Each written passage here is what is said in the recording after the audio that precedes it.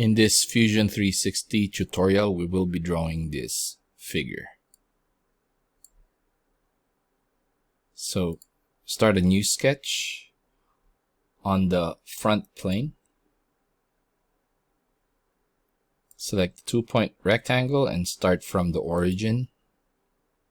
Click and drag. And then go ahead and dimension. This should be 10 inches.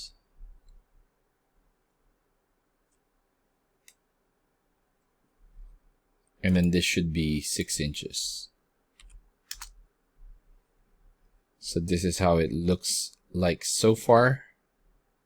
Now I'm going to select the center diameter circle, and I'm just going to draw right in the midpoint. Okay, so right here where you see place center point, that's the midpoint of this line at the top.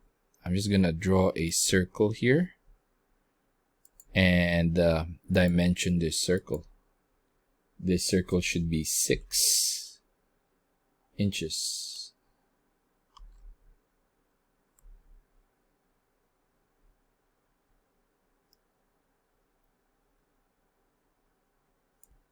And as you can see, that circle now is fully constrained.